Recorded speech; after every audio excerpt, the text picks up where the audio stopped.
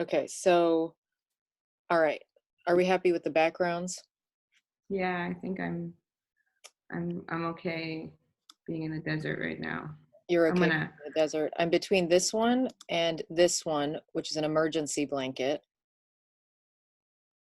or we get the spaceship, or Oh, wrong one. fireworks. That one's pretty good. I'm kind of like into. We could stay with that. Stay in like the space. Space realm. Sounds Okay. good. We can Okay. switch out somewhere in between. So, Now I am hiding myself, so I can't stare at my video. Done. Okay, cool. here we go. Hide self view. Changes everything, right? It's like you're Wow. a step closer to like actually having a real conversation. I know it's so strange. This is the new norm. Oh, I miss you. No, I miss you too. I almost wore that shirt too. I wore this for you. I wore this for you, so it's appropriate. Did you know that this one actually also glows in black light? No. Yeah, it does. It does. My entire body is right now like covered in paint from install. I need to come and bring you. How are you doing? Good. I'm trying to yeah. What Decide happened with the show? Tell me about the show. yeah. Which one? Which Exactly. Tell me. Tell me about all of them. What's happening? How did everything shift? oh so the show that I was supposed to actually be writing this arts cabinet piece for got indefinitely postponed because it's in the Fowler Museum on the campus of UCLA, which has been shut down like most schools for I don't know what are we going on 3 months now? Yeah, I remember we left school on like March 11th. Yeah. So um yeah, it's kind of it's this weird thing because I went in right before everything shut down and I selected all of the objects for the installation that I was going to be working with. And I just had them all set out on this cart, like these like carts they use to move boxes around. So there's just this cart sitting in their like storage area right now with all of this stuff all over it. I keep just thinking about it sitting there, kind of waiting, untouched. Like, so yeah, it's completely on hold. And then, What's on the cart? oh, wow. So I went through objects that the Fowler collection has as part of their um, taking care of artifacts excavated from sites in Los Angeles, this being specifically from the Playa Vista development. They're all the objects that weren't repatriated or reburied with the people who were reburied as part of that. So all of the kind of stuff is attached to burials was reburied, which is fantastic. But these are everything else, all the kind of so it's shell and rock and I mean some things are super complete, amazing, like bowls and beads.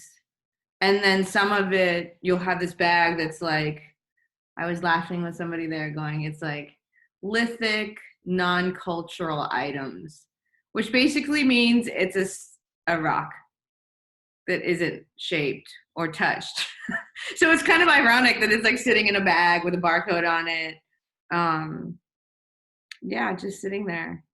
So Uh, wait, I think that we have to like back up here for a second. What I might do is I'm actually gonna let me put it on speaker view so that people, I don't know if if this records and we can only see one. oh, I You know wonder what how I mean? it works. This is Zoom. This is the new world. But I think like, okay, I think we need to kind of back up because we do have to think about this third, the audience here who's like listening to it. And so who are you? Like what's your background and who is it that like why is it that you're going through these excavation sites and why were you invited by the Fowler to be looking through these collection, right? Or however you want to call that. So part of my cultural heritage is being Tongva, which are the native people from Tovangar, which we all now know is Los Angeles County. So um, as a person of this tribe, I sometimes work on archaeological or development sites where objects and my ancestors are being taken out of the ground and excavated. So this is kind of like not my art practice in the way that it's kind of this other lane I operate in, but it very much influences how I look at culture and construction and objects and my experience. So they end up kind of wrapping around each other. And so this is kind of an interesting experience because I can go into this museum who has these objects, which I interacted with as a cultural resource consultant to a very small degree, having had some work on that site or some connection to that site when he was being excavated. So I kind of had this interaction with objects there.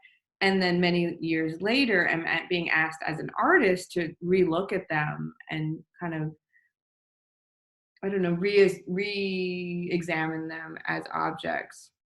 So I've what now is So sorry to cut you off because like I think, I mean, I found this interesting. So just also as a background, Mercedes is a dear friend, obviously, but she's also a mentor. And so she was one, the people who mentored me through my thesis and through my practice for the last 2 years. So we've sort of got into conversations, but I've always been so interested in, what was that title that you called it? It was cultural conserv or cultural consultant. And so So what does that mean? Because I mean, there's also a relationship with your father in this, right? And so you go to these sites, and what are these sites? Who's on these sites, and who gets right. access? And So it's kind of falls under the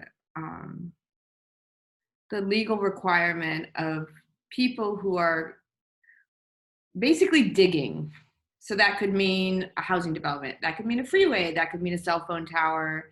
That could mean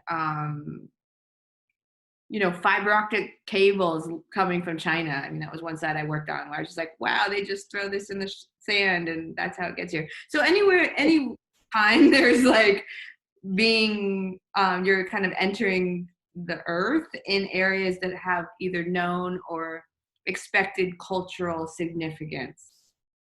Now you look at Los Angeles and the population of native people who lived here and the climate and the beauty and the resources, and I'm kind of like, people probably lived pretty much everywhere. So in my mind, anywhere is potentially a cultural site sure, or is, but there's these historic records, there's consultation with tribal members. So basically when they figure out either they found something or they expect to find something when they're going through this process, they bring in native people of that tribal area. So this happens all over the country.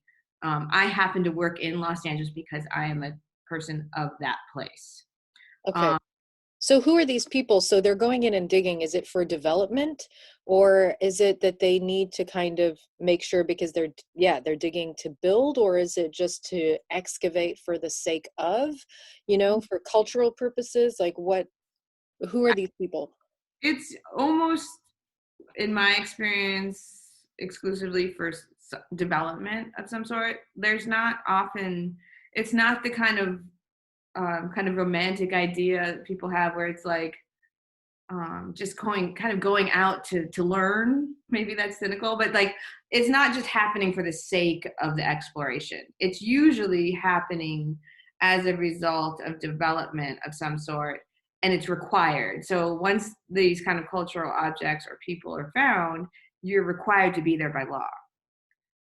And that is often like so an archaeological company will come in, and then you have these native consultants who legally are only giving recommendations.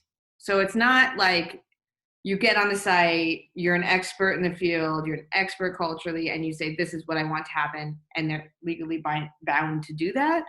It's you say that and they can say, okay, I hear you, and I'm now going to do Whatever whatever. I want.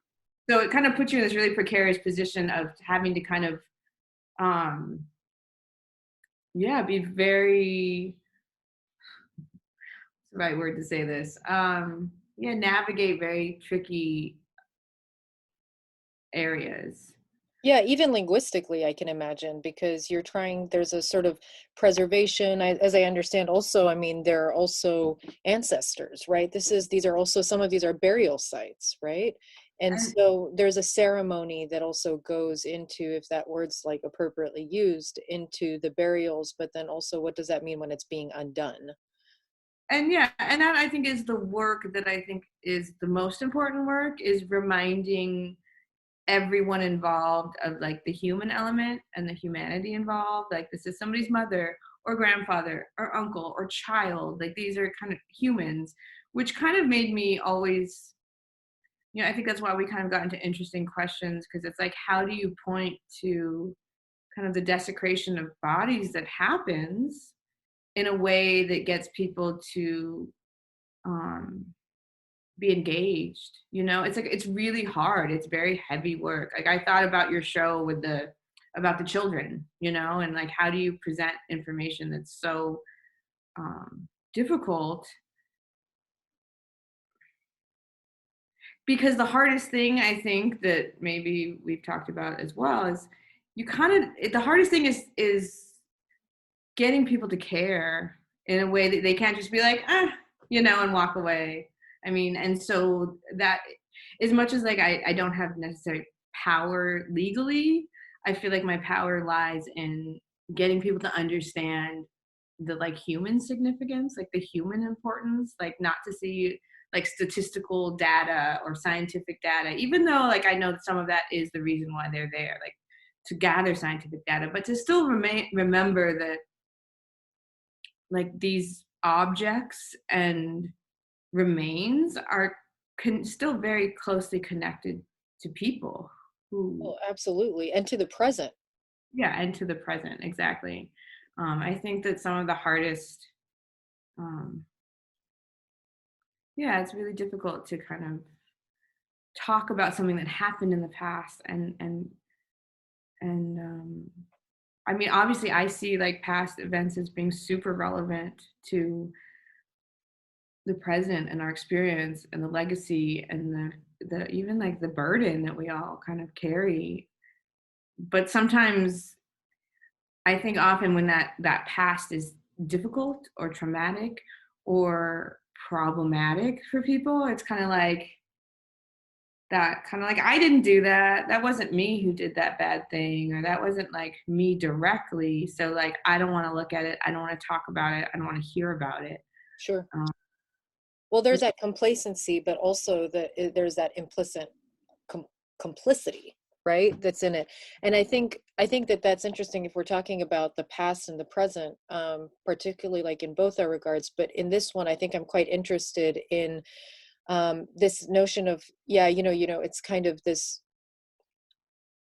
diving into the past in order to sort of that is affected by that, the present is absolutely affected, but also where does that go into the future and how does that build a future? And so there's this, to me, the words that come up are fragmentation. There's like deconstruction, and then there's a question mark after reconstruction, right? Because it's historically has been written in a different way. I mean, I was just learning the other day that, in fact, in California, they still go on these mission trips or something when you're in fourth grade. Is that true? Like, there's kind of like or you build a mission or something this diorama project. for fourth graders or fifth graders, right? Grade is when you like learn California history, and often, or at least in my experience, it was the history was basically like, there were these like primitive people who were here, but we're not even going to name them, and then the missionaries came, and here's the history. Exactly. And then there's kind of this, like in fourth grade, you get into all the like parks for free, which is an interesting thing, like all the national state or maybe the state parks. So there's that kind of, they want you to get out and see things, but one of the things they're trying to get you also to visit are these mission sites, um, which are, Settlements or something? Were they like settlements? they're like monuments to like slavery and um, really horrible things. And yeah, it was basically the Spanish church came up and decided they were going to set up these missions up along the coast of California and kind of claim or claim the land and reclaim those spaces as just their own. Like they sent expedition teams up ahead of time to like be like, what are the good sites for the missions and what are the like people there like? And so there are these really crazy accounts of that. But then they came up and they basically used indigenous labor to build them. And then it was either like convert to our religion and serve us, or basically be ex like um exiled from your own land and or killed. There was a lot of, so it's really, yeah, I guess it's really like the real history is not taught. I mean, there are people who are working really hard to get these narratives, like to change this, and a lot of indigenous action to kind of move this telling of history into a more accurate one. Yeah, and I think like in a little bit, I'm going to ask you about who are some of these people and who are some of these artists and artworks that might be interesting or resources for people to look at. But I think kind of tying that in, I mean, as long as, for example, the United States, you know, I also tutor, right? And one of my students is now almost 7, and I remember last year her coming back, you know, with this calendar in November when the United States celebrates Thanksgiving, right? And it really still had these same words from even when I was in high school, when I came to the States, which was pilgrim and Indian. And I had to have this whole conversation around like, let's look at where India really is. And, you know, what does it mean? What is a pioneer? What does a settler mean? And I remember, you know, her being so distraught about it until I was at the museum installing and somebody told me that there were still these you know, these sort of dioramas that people are making. So, I mean, there's a lot of kind of deconstruction. I think it also happens in museums, right? So that's, I guess, comes to my next question of like going back to the sites. So, you know, and like tying it back to your show also with the Fowler. So in these sites, for example, I know a little bit about this, so I'm going to lead it a little mhm. bit. So, you know, a part of it, there are these objects that you find that are these shells. You said that there might be ceramics, and so where do these get? I assume some of them weren't necessarily intentionally buried with the ancestors, but some other ones were maybe. And so that's one question of like, how do you signify? Does it go back in the ground? Does it not? Where do they go? And what is who then, and I'm going to use this word, owns it, right? Who does it belong to? Does it get repatriated? Does it get, or not repatriated, is that the word? But does it get given back, basically? And then if it does get given back, who does it give? Oh, you know, all the politics that surround these objects. And then, yeah. And if they're at the Fowler, then who gets access, right? So I'm interested in that whole trajectory. Yeah. So the first thing was about which items get reburied, right? Repatriated. And so this is where the consulting really becomes important, because depending on who is giving the advice, this can kind of, it's not, there isn't a hard line for everybody. For us, like for my father, who's does this work and has done this work for many, many, many years, and he's one of the California state's considered like most likely descendants, which is why he's one of these point people. So he's one of the um, he does this all the time, and for him, anything that is buried near a person is considered an associated burial good and should be reburied. Um, Okay. so it's basically this idea of like, if a family member passes away and you bury them in their jewelry, their rings or a necklace that was like beloved to them, that no one later is going to go down and like pick through that and decide that, oh, because maybe that ring is of interest to me, I'm going to take that and just disassociate that from that person. So for us, that's kind of the line. Um, and by the and the bowls, just out of just they're stone bowls. They're often so because yeah. Okay. Anyways, Beautiful. um, But so that's relevant also to some of your pieces. So that's something that I wanted to talk about after as well. and then the other question was around the objects themselves and who. Well, I guess first of all, just to that one, I mean, so do they actually, because you said at finally, like the people who are actually excavating just take it as a consultation, but is there friction? I mean, do they actually get reburied or? It depends. Yes, that is legally obligated. Um, it depends on how invested or the intent of the people holding those objects.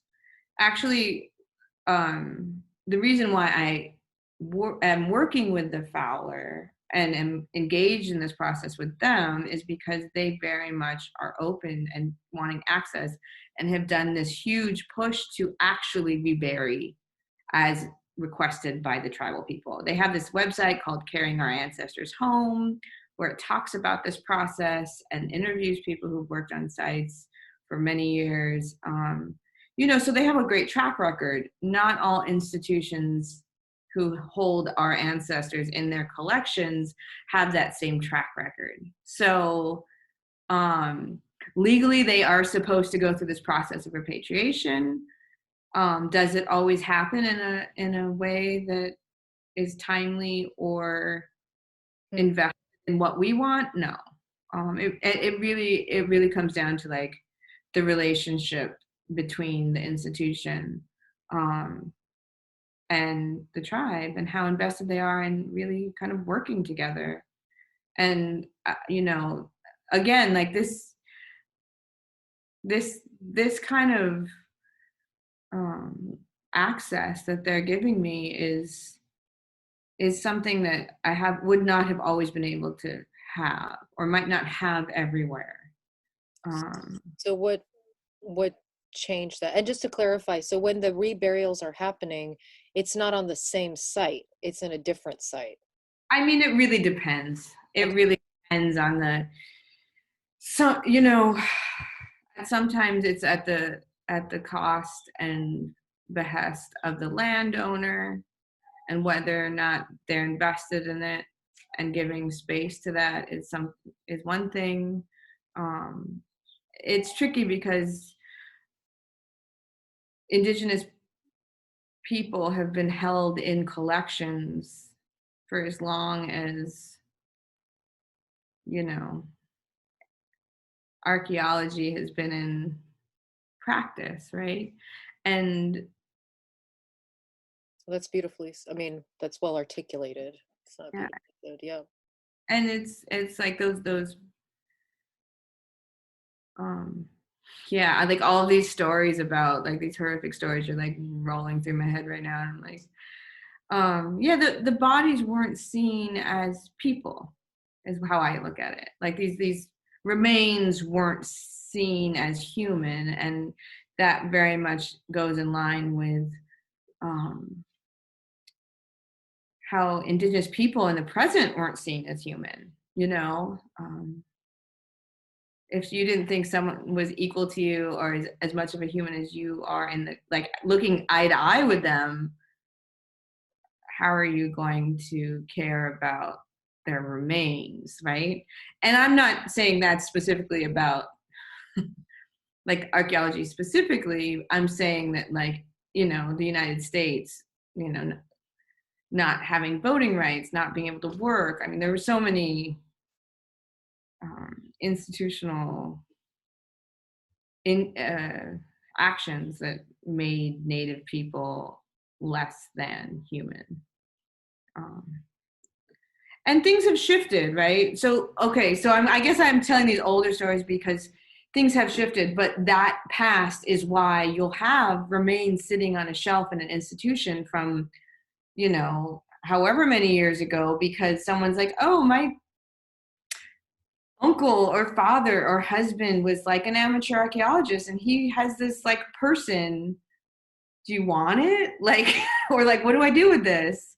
So like these kind of remains were kind of treated as completely objectified, completely as objects, and kind of almost traded or passed around or collected, and I'm talking in the more amateur sense, just as like another thing. So sometimes these like remains are like, okay, now like you do with that, like it's really different than what happens to remains that are being excavated or taken out of the earth now, right? So there's this gamut of time and experience and even outlook on Native people that these objects encompass. Sure. Now, the objects I'm specifically working with at the Fowler are collected in a certain time frame more recently, so it's different. Sure. So And how does that with the Fowler then work? Like, so you were invited to look through through their collection and essentially kind of animate. This is kind of a strange word, like, it's like, or to kind of give history. I mean, yeah, maybe you can talk about that. it was an interesting.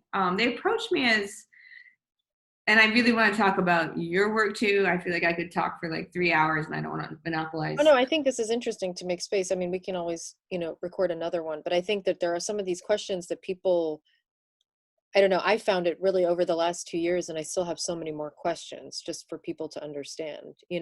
I think I'm still learning. So, So the Fowler approached me saying, so it's, UCLA is having its centennial celebrations, or it was, I mean, before all the kind of virus shut down.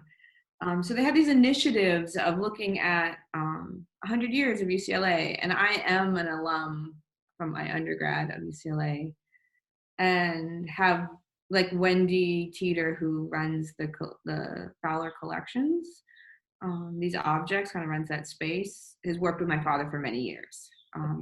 So they approached me as saying, we're having this exhibition that's looking at the collecting bodies on campus, right? So the library, there's like a science collection, the Fowler as a this archaeological space of collection. I don't remember all the other ones, but it's the Hammer, which is kind of funny because the Hammer, like a couple of my photographs from the Hammer collection are being included in this as well. So I'm actually uniting in a weird way to use institutions. body. Yeah. And they approached me saying, like, are you interested in coming in, looking at our collection and kind of curating out of it something that you're interested in? And for me, that sparked an immediate interest in the work, the objects from Playa Vista, because it was a very contentious site. It was something we kind of fought really hard to not happen, because they dug up a cemetery. It wasn't like, oh, sometimes you're doing excavation and there's like a human remain that's found in the course of the project, or even more than one. This was a cemetery, like a straight up cemetery that was used, like I believe the earliest objects dated back 7,000 or 8,000 years. And it was in use all the way up to like mission contact. And it was just. So can you just, I mean, just for reference, can you please? Oh, like the 18, sorry. I know. Yeah. 1800s. So what, like, yeah. Thousands of years, basically. So used as a cemetery, layer upon layer upon layer of people. And so we fought this really hard, but it happened anyways. And so I kind of always had this unease around it, in that it was always just kind of this place of, of pain, I guess, because it just felt like so unnecessary. They basically moved all these people like to there so that they could put a drainage ditch in the project without having to go back to the Army Corps of Engineers to get plans redrawn. Now that's a simplified, whatever version of the story, but that's essentially what it was. It felt like it didn't need to happen. Um, so going and looking at the objects that remained after the burial process, which has happened with the objects and associated burial goods, and what is left, and it was a really strange experience because, Sure. I mean, the joke I kind of made about an unworked lithic basically means that they collected a rock from the ground and put it in a bag and put a barcode on it and stored it for years, and now this museum stores it. It speaks to me of the scale of the project, the kind of work that was done as part of it being like not the neatest, cleanest process, in my opinion. Like the fact that you're collecting stuff that, like, I don't know, could be culture relevant, could not be. I mean, I don't, like, it seems like there was just this mass of, it's like, just imagine digging up a huge area and just collecting everything that came out of the ground. Now, I say that kind of critically about collecting rocks because that's not scientifically valuable information. On a personal level, I go out and I collect rocks all the time, and they do are important to me, right? So I'm personally interested in these objects, and I find it really like an amazing imagination of and being able to kind of like hold and feel and experience these objects is interesting to me. And I feel like I do place importance on it. It's more this feeling of like it kind of speaks to the futility of the disturbance, like, what was this all for? Like, so that you could have like a bunch of boxes of stuff that will never be accessed. This why did we do this? Like, what, so I think that's how I feel quite often. Usually the argument for not rebearing things, or the argument for like, we need to dig this up, is because it's like, we'll learn something. And you're like, yes, to a certain level, I follow. But often what happens is you get these reports that are like, also sit on show. Like, Sure. there's no, like, it never comes to life. Like, it never feeds, it never actually like fuels anything, the information, for me at least. Well, it sounds like they just sort of get packaged and stored away, right? So there's this responsibility, there's this like legality around, and who's writing the laws, who's writing those legalities, right? Who are the ones who are writing those reports? So and on whose shelves do they end up, and who can access them, right? Right. And so that's the interesting thing. So now, like, I don't know if it's all excavation, but I know the Fowler like receives a lot of these sites now. I don't know the specifics of that. But Receives it from whom exactly? the archaeological companies doing the excavation. So, like, you'll have the archaeological company who goes out and does like works on a site and collects materials and catalogs it. And then there is this question of like, what happens to these objects, right? And obviously there's this long problematic history of this mentality of like, oh, I'll keep it for you. Well, yeah, completely. Because I can't help but thinking, I love the Fowlers, sure, but like, it's super problematic because, again, like, is it free for Indigenous people to go and see these? There it Sorry? is. There it is. Okay. There is like, and again, this is why I've worked with them, and I wouldn't freely say like yes to every institution. Sure, you mentioned that earlier. The reality there is like we will give you as much access as you want, as is possible. So there is this tricky thing, and this goes back into like we are not federally recognized. We have no land that's allocated to us. We don't have a cultural center. We don't have like a casino. Not that I'd want one. Really, a different conversation. Sure. It's we don't have the resources in a certain sense. So there is this kind of like reliant relationship on these spaces that do hold these objects or help us repatriate. But like I said, that doesn't mean I can walk in any institution that has our things and get this sort of free access. It's strange. It's a really precarious, weird position to be put in because, yeah, like what wouldn't it be like? Obviously, my ideal and my dream is to have like land and space and the resources to like care for these sort of things.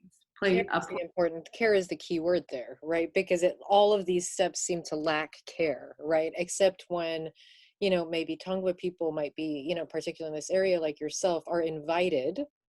It requires an invitation to come and to sort of introduce somehow or inject some sort of care, right? Yeah.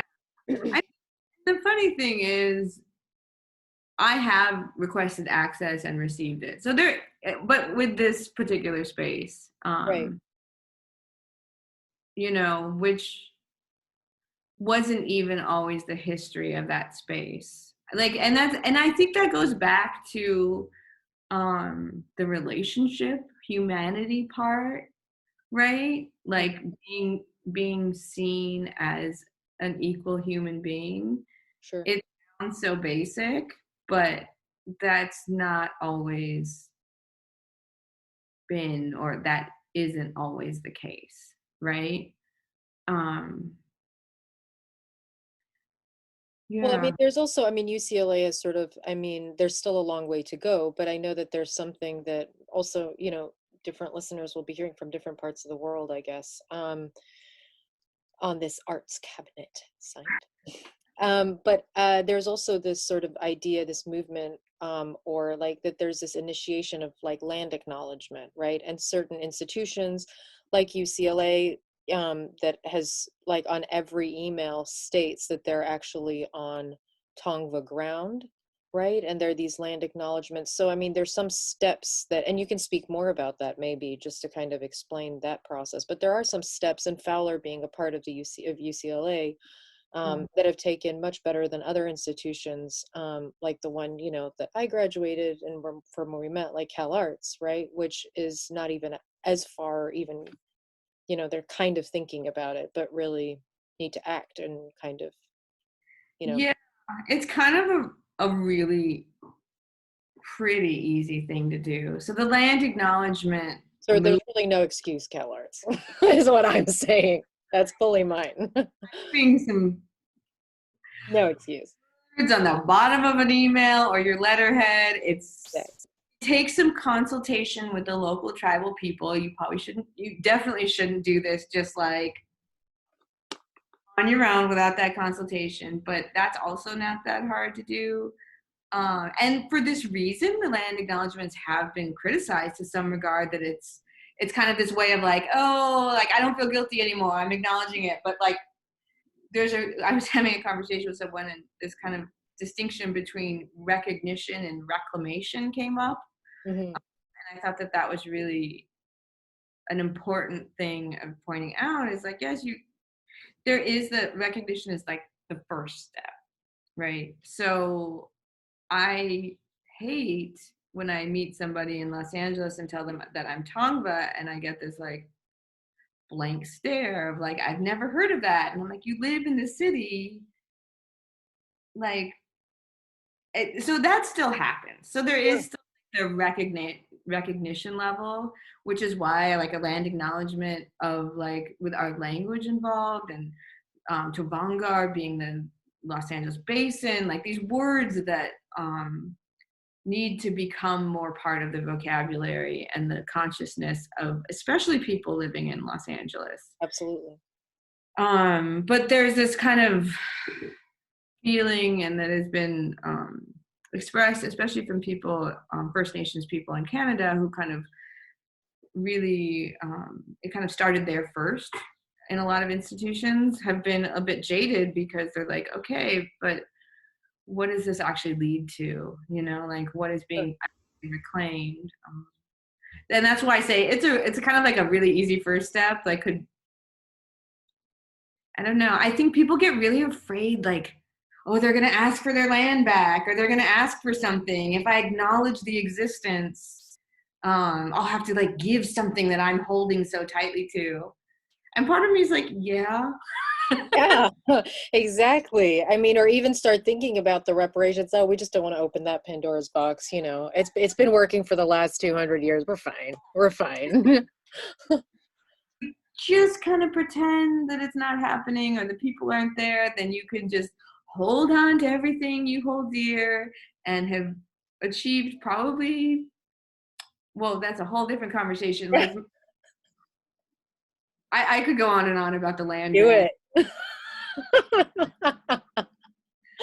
Do it. Well, okay, I'll tell this one story. Go. This exhibition, we went to the special collections of the UCLA library and saw this book from like a lot of them were dated between like 1822, 1823, and they're these diseños. It's like this huge book on watercolor paper, like maybe 16 by 20, I'm going to say, each page. And it was when the United States was like, okay, tell me what your land is. And there are these like super crude line drawings. Some have like shading. Some have like little triangles for trees. Some people tried to get artistic. Sometimes people were trying to be scientific. But they're basically these drawings of Los Angeles being like, okay, this is my land. Like this is mine. It was like a claiming. And it's like from this line here and this stream, this is mine. And then the US government was like, okay. Noted. Yeah, exactly. And I was like, I mean, it was fascinating in some ways Oh because my God. certain areas I was familiar with, and the geographical formations and waterways and trees I recognized, which is kind of beautiful. And then some of them had Tongva village site names that I had never seen before. And so there's some of it is interesting information, and some of it it's like so absurd, right? This is why this person owned in huge quotes this land, right? Because they drew a drawing on a piece of watercolor paper and got it stamped by some official and sent it off to like Washington. You know, I think that that's I think that's interesting because we were sort of talking about your when you were sending in the I think the second Yeah. iteration of the arts cabinet. So there's four of them, right? This one's going to be either the third or fourth. Mm-hmm. And so I think when we were, I think I was in an airport actually about, yeah, wow, another world, another time. Pandemic, BC, before pandemic, before COVID. So I think, and I remember us talking about it, and a part of that, which if anyone's watching this, to definitely read that beforehand. And you kind of mentioned we kind of got into this conversation about land and paper. And as you're talking about these drawings, I'm I'm thinking about that, you know, when, you know, you're applying and, you know, applying for different, for exhibitions where people will give you, and I think with some institutions that were in LA where you've been invited to kind of have some land to work on and to create an installation. And I think I got into the conversation of like, yeah, but this is your land. So what are all the layers that happen on top of that that suddenly make them the other land? Going back to Playa Vista, for example, and the different naming of it. I'm sure Playa Vista wasn't always the name of Right.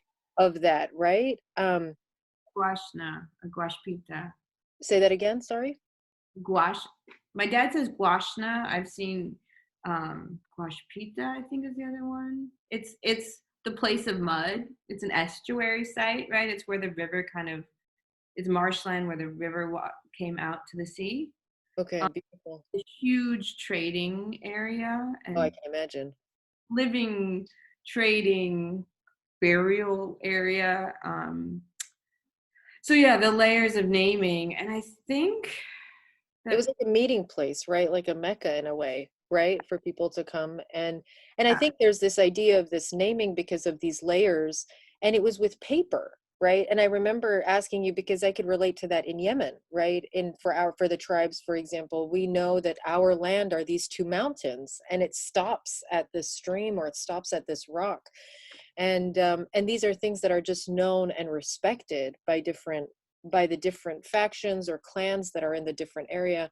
And when we were talking about it in regards to your work, suddenly there was this naming where there who was writing the laws, who were writing these deeds, the land deeds, and coming in and suddenly saying, well, this paper says that it belongs, and it's in English, right, or Spanish, and it says Spanish, right, and so it says that it's ours. And so for indigenous people, and to think about that. And I find it interesting that at one point, here they're coming and they're saying, yeah, why don't you put something on paper? And rather than it being written, it being drawn, because these markings, right, it's like this other form of mapping. Mhm. But at the end, it's disregarded, right? Did they actually get that land? No, that's how they got it. That's What? yes. So they drew these out and then they were like, sure, between the tree, like, so if you didn't catch that window, you can't. So that sounds to me like United States branding, where they're like, but we did give land. What are you talking? Ranchos of like farming that were kind of established, right? Okay. So like there was like, but it essentially at a certain point, it's like me walking to some space where people are and be like, okay, I'm gonna put a fence here. I'm gonna put my cows and my chickens. I'm gonna be here. And then the government says, okay, what's yours? And you said, oh, this is mine, where I put my fence. And they're like, okay, cool, Okay, done. got it. And sometimes land was given as like a gift for like, like the Spanish kind of, this was like this, like this was when the Spanish were here giving out like these like ranchos and land grants. So there was a little bit of this giving of other people's land already happening prior to this. But when the Californians brought into the United States, that's when the US government, I like how I just put that in quotes,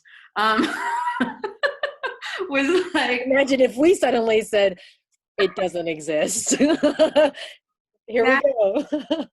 they were like, okay, now we need to know who owns what.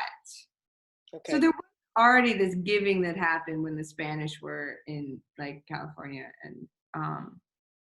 and then yeah, but then they were like, okay, now it is yours.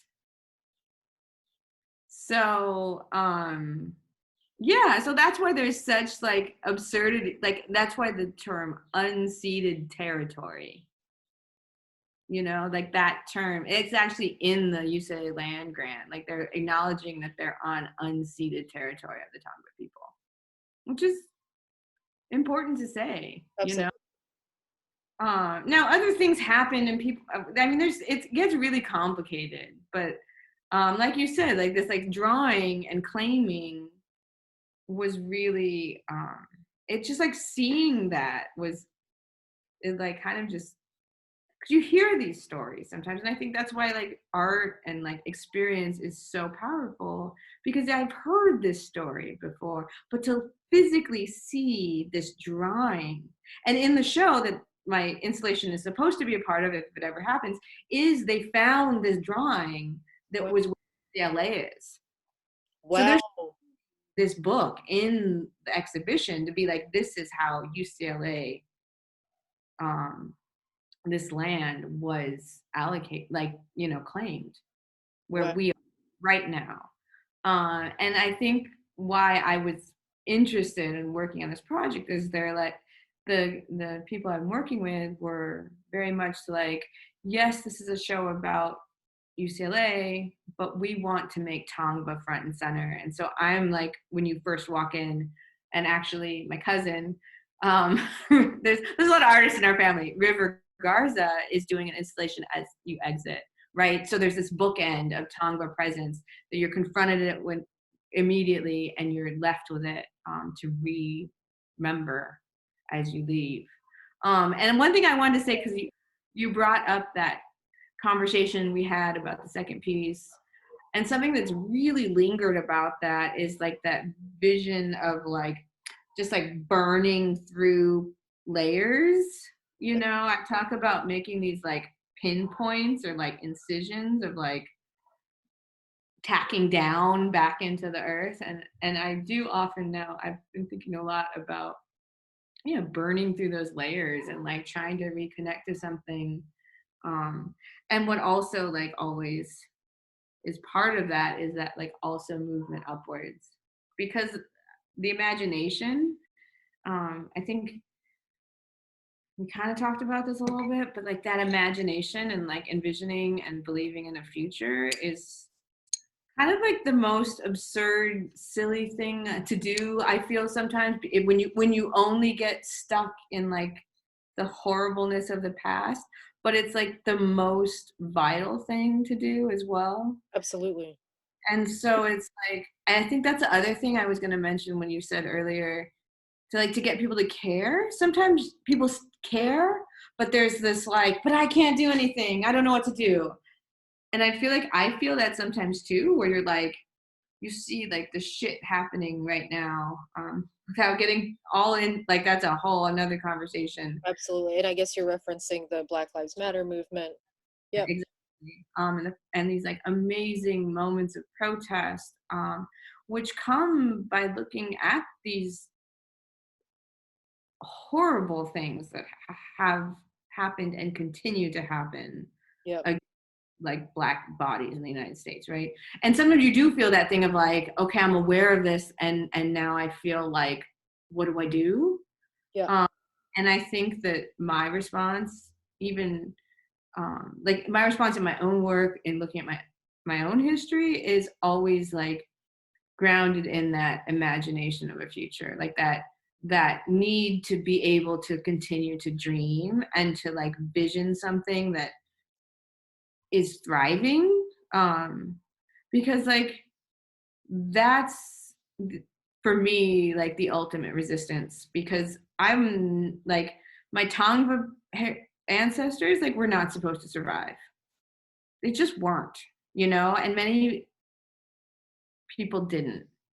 And so when you're not supposed to be here and then you get erased if you are, and assigned something else, or like hidden, or like yeah, erased, you're really not supposed to be here.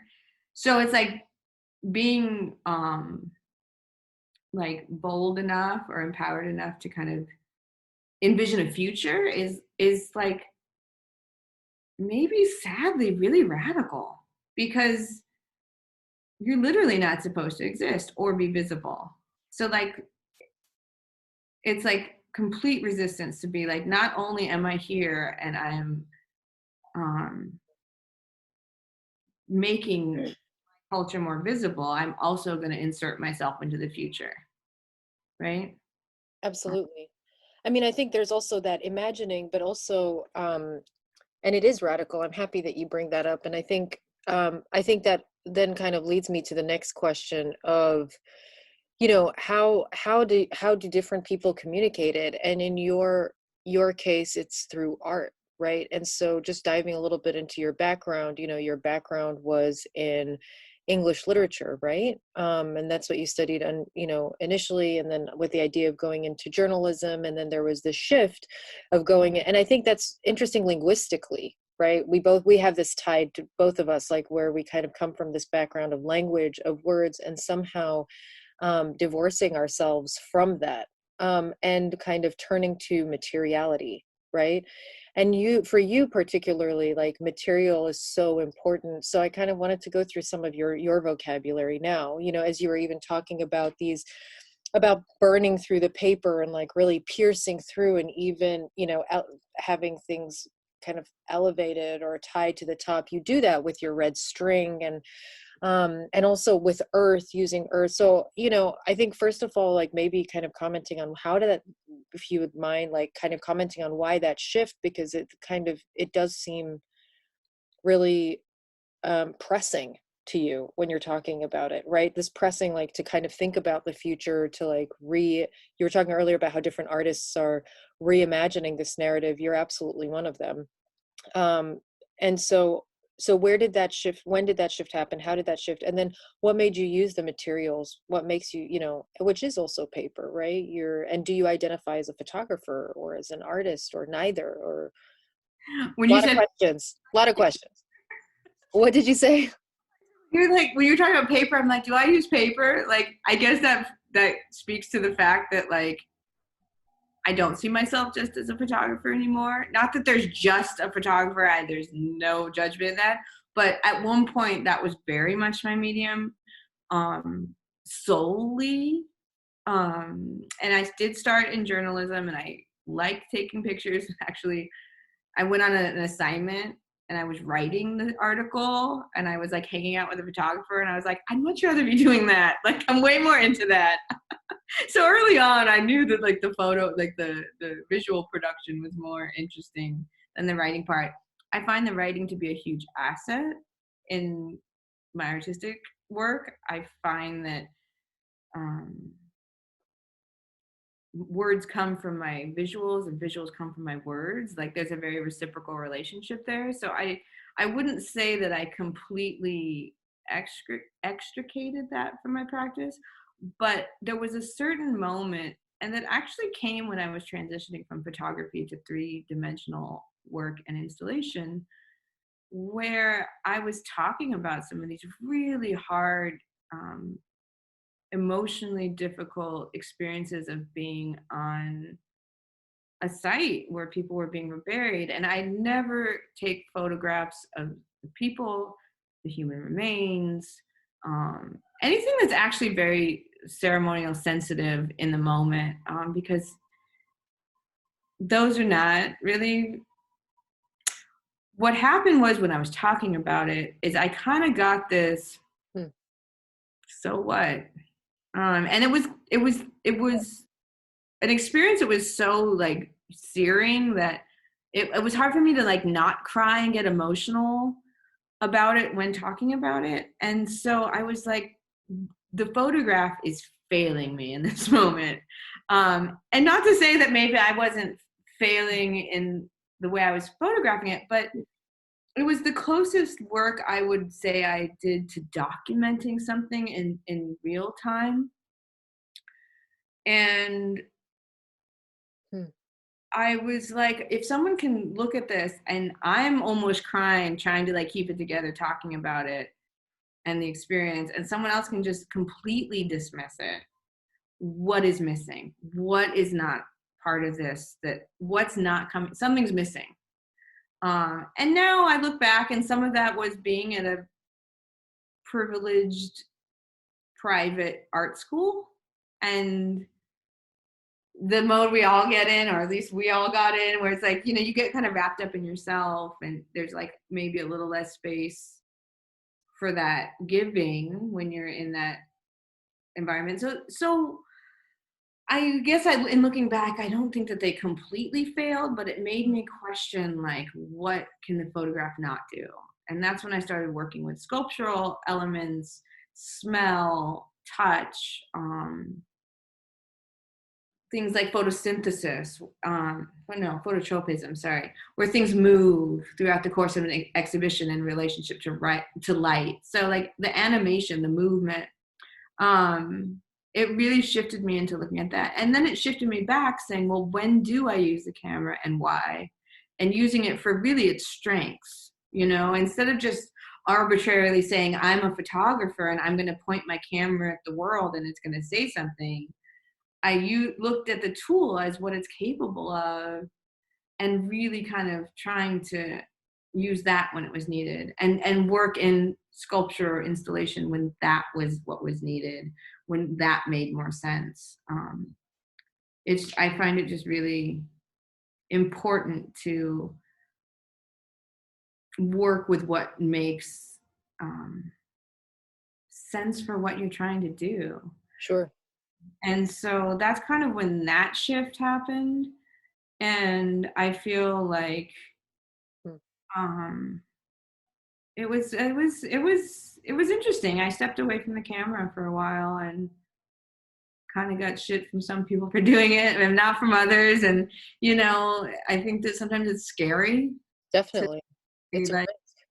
yeah, it was a big risk. I think it really helped me. I think that it's good to take those risks. Every time I've pushed myself to do something that's terrifying, like making those cast concrete sculptures for the Hammer, the Made in LA show, I just decided that's what I wanted, this object, and I was going to figure out how to make it, which was terrifying. But when I got past that moment of like, when I kind of did it, when something came out that I was like, this is, I probably shouldn't curse in this, but this is really cool. This is just Like, me. This is casual. This is casual. You're fine. um, it was so exciting and so empowering.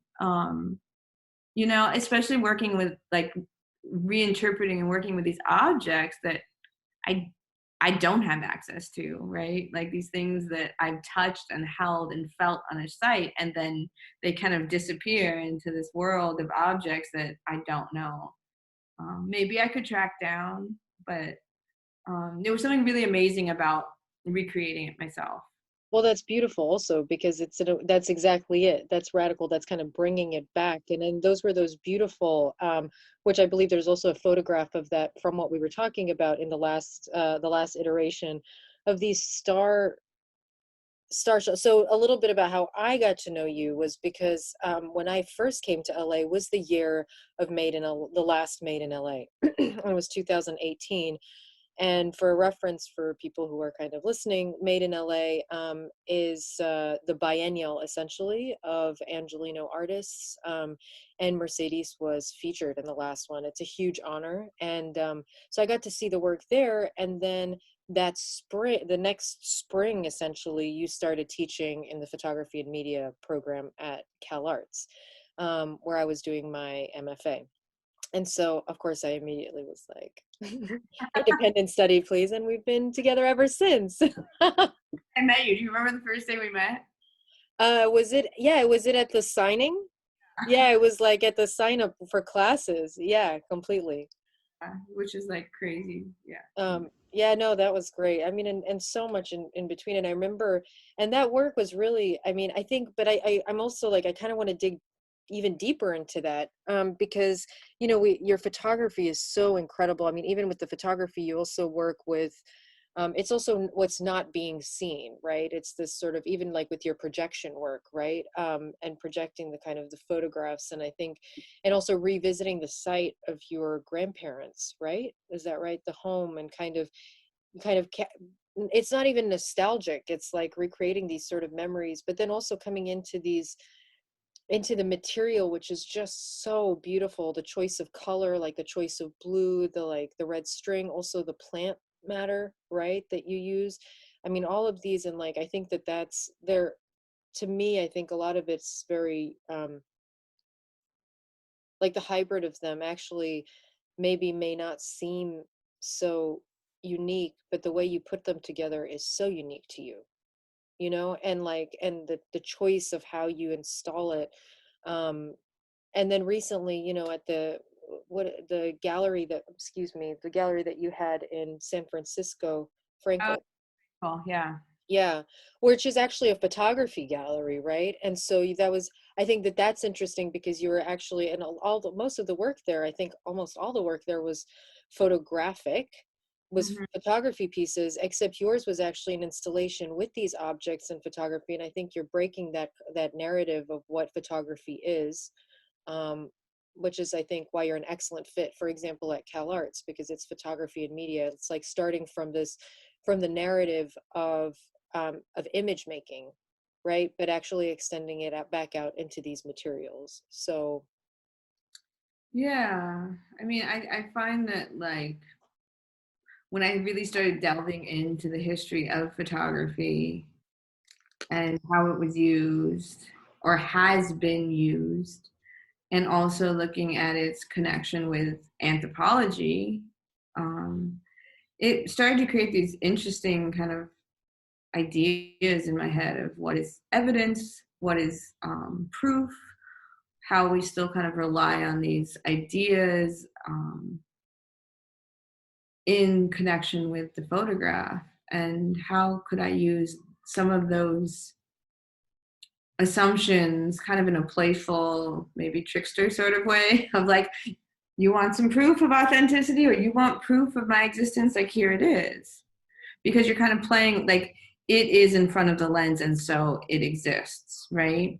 But so much of my, when I really started enjoying the photograph was when I was being more free to kind of create and arrange and interpret really what the viewer was going to have access to and be able to see, right? Because photography has always done that, but it sometimes is under this guise of objectivity or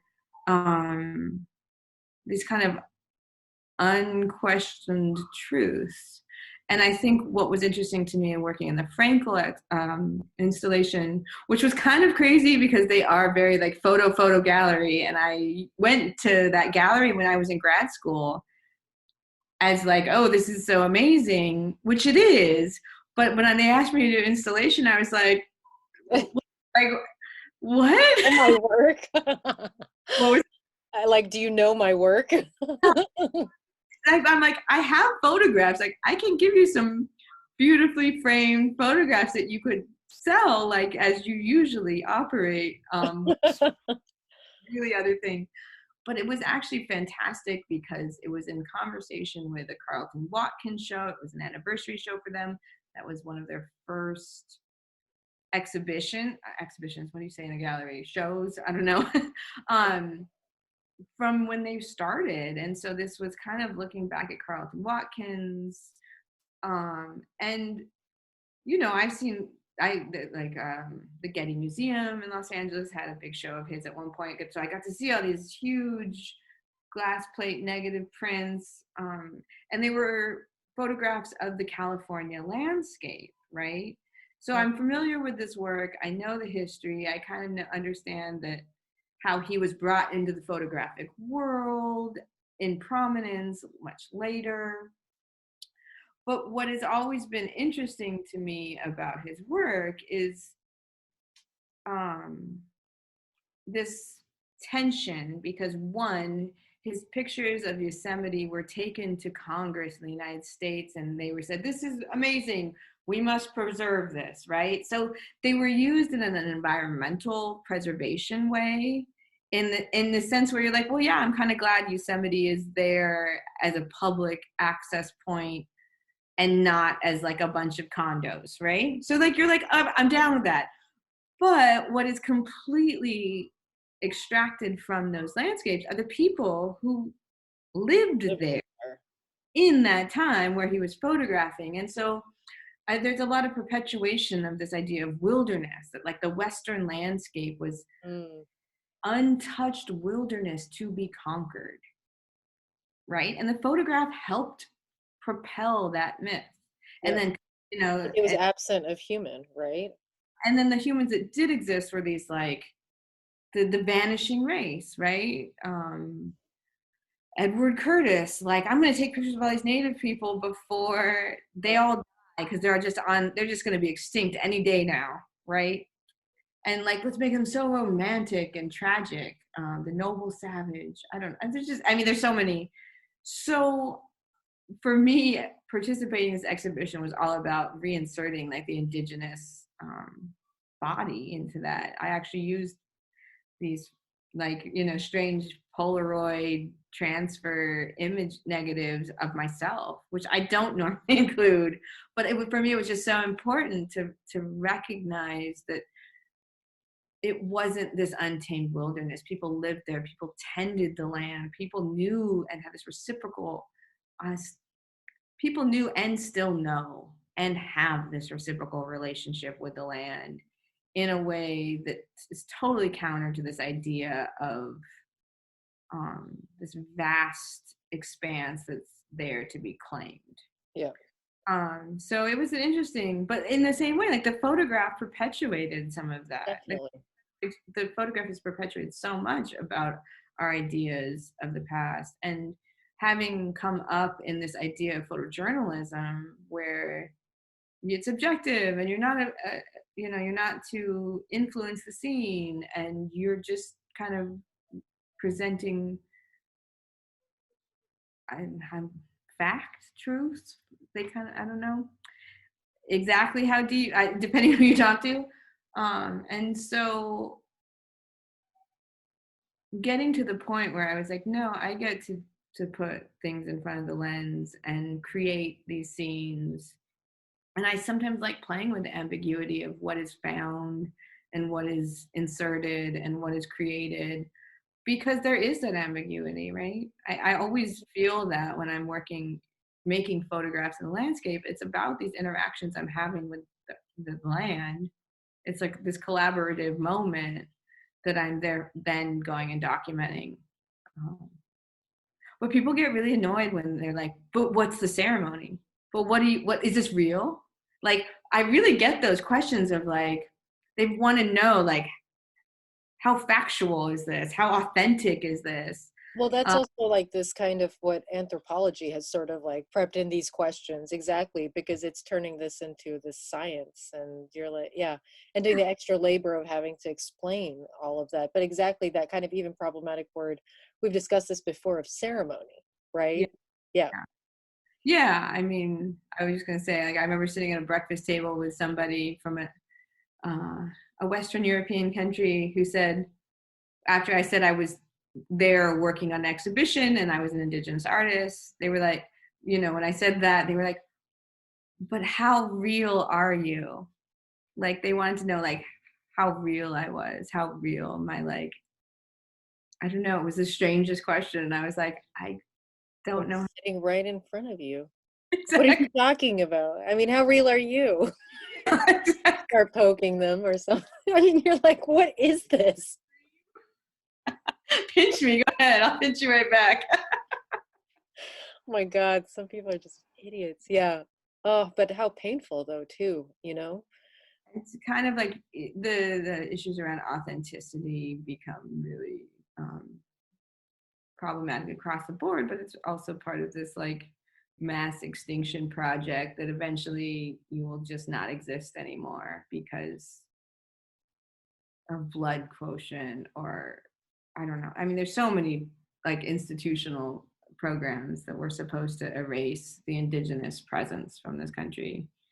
Um, yeah, Well, but I like guess, it becomes internalized, I guess. So with yes, I'm saying it's a problem within and without, from without the community.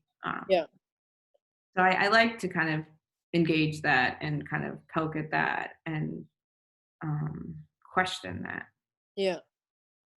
And what do you, I mean, I'm going to go back also to this question about artists, like artists who you think, you're talking about, to kind of maybe balance it, who is doing the labor, like yourself, away, we're listed like kind of these horrific, Right. like things like Edward Curtis and, people like Edward Curtis and like the images that he's contributed into this narrative. But who are some of the artists who people, who you've looked at maybe, or who people are looking at who are kind of creating that shift or trying to push back on that? Yeah, I mean, there's like cultural institutions like the California Indian Museum where they're trying, creating content, creating. That's kind of who I was thinking of when I was thinking of the classroom education stuff. There's I listen quite a lot to the podcast All My Relations, um, which is I don't Matika. know. It's Matika Wilbur and I believe it's Adrian. Forgive me, Keen or Green. I'm very bad with names. It's two Indigenous women who Matika Wilbur. I actually was in a show with at the El Segundo Museum of Art that was all about matriarchs, which was a really fantastic experience. But she did this photographic project across the United States of trying to create indigenous representation by indigenous people. So she did this photographic project all across the U.S. So I listen to that a lot for just like to hear this like feeding of ideas, to feel like you're not alone. There's Beautiful. interesting stuff happening in Los Angeles. There's kind of this cohort of us, I would say, that are like kind of the same generation, who are kind of all working to bring visibility back. And it, yeah, like Megan Dorame. My sister Katie Dorame is a painter who does these like kind of amazing collage and work. In this vein, my cousin Ripper Garza. I know it's funny that I'm telling family members, but our families are It's interesting too, you know. yeah. That interesting. When I was looking for um when I was in school looking for like other Native artists to look at, it was always difficult because so often there's this idea that Native production lands in the realm of craft, right? If you go into a library and type in Native art, you'll get sent to the history section and be looking at a book of pottery and baskets. And I guess I'm saying that I see that as like artistic production equal with any artistic production, but it gets relegated to this land of craft and history, Mm-hmm. right? Like Mm-hmm. there are people engaging those methodologies, and it's contemporary.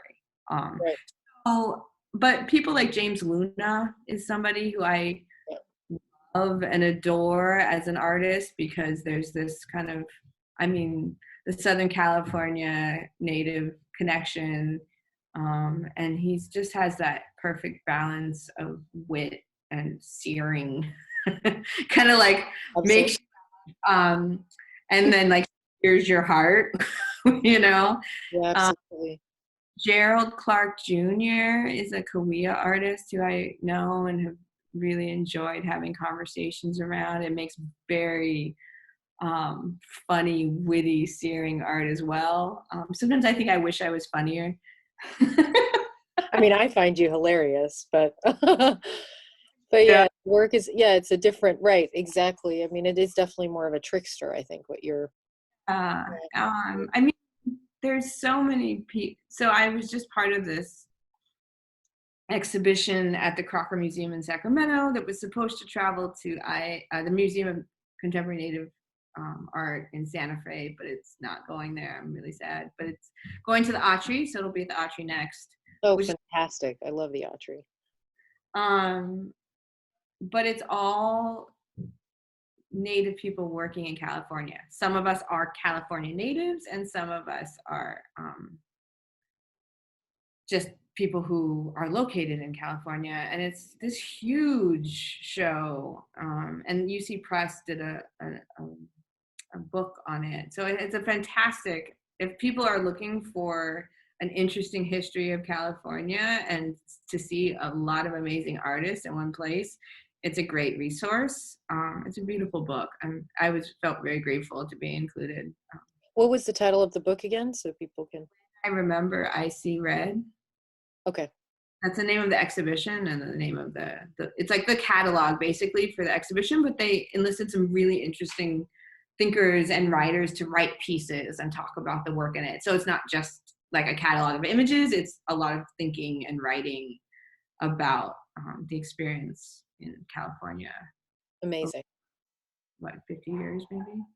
I don't know what the time frame is exactly, but there's Wow. some who've been at work, who had worked for a long time, and some were more recent.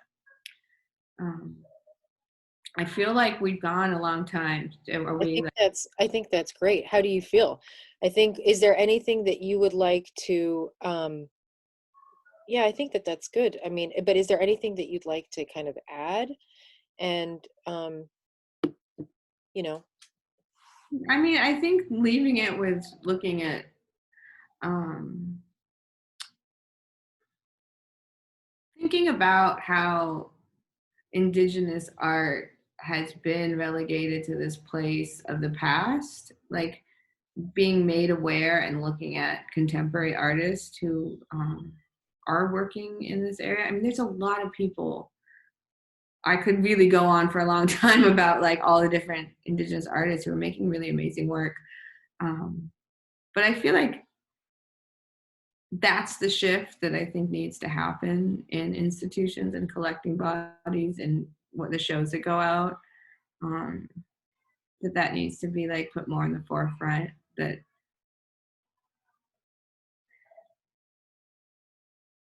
yeah, it's sometimes you feel like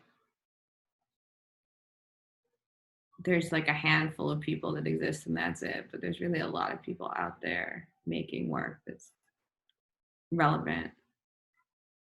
And yeah. Yeah. Maybe to I think, yeah, no, I mean, I think that's also with the people, but also like the conversation was so, also apologies, because I think some of that, some of the questions that come up, I mean, I think it's unfortunate, but a lot of people don't know. And so these questions come up because I had just kind of moved to California. And so there's this extra labor of having to kind of explain and re-explain and re-explain. But I guess that's also, as an Indigenous artist, right? And I mean, for me as well, like thinking about how I'm constantly doing that labor and trying to kind of reset the narrative, or trying to,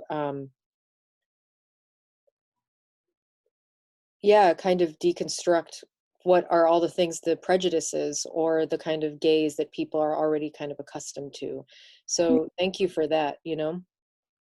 Like I feel like those assumptions are super like addressing those assumptions also is really important in your work of like there's so many things that people think that they know. And I would argue with both of the what we're both engaging with.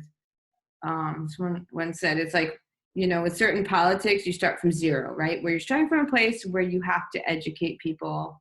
Yep. But some places you start where you're like negative 100 and you have to get through all of the bullshit and assumptions and misconceptions before you can even get to the point where you can say something. Absolutely. I feel like there's so much work and so much labor involved. And sometimes it's exhausting, as I'm sure you deal with as well. But it's also kind of the reason why,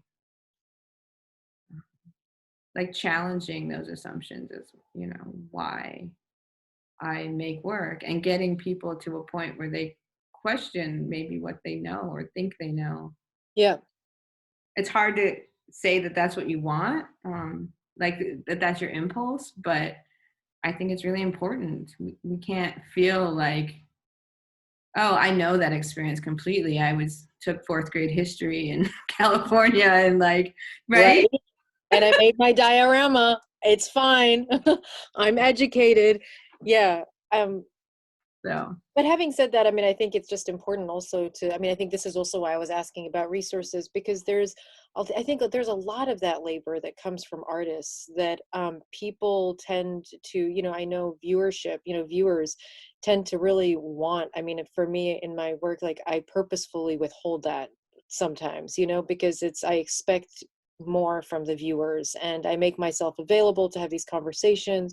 But also at some point, I think as artists, we do so much of the labor to get the ideas and to create the piece, that sometimes people kind of need more time. And I think especially in the academic realm, I mean, thinking about even Arts Cabinet as a platform needing these sort of explanations.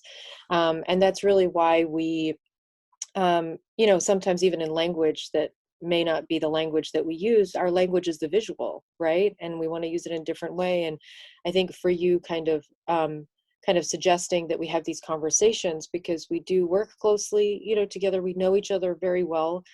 And so I think, I would also, this is just sort of the beginning of, where people can kind of pique that interest, but also to continue looking at your work, and but also to do their own labor, right? And their own work, and kind of digging in. So I think that's like a good set of resources, like to start from, and even just this.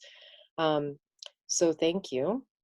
yeah, thank you. This was great. And so, and I'll just ask you all the questions. Yeah, so we're going to take a break. And so this will be, if you would like the other conversation, you can go to my contributors site. All right, so I'll see you in a little bit. Okay. Let's see.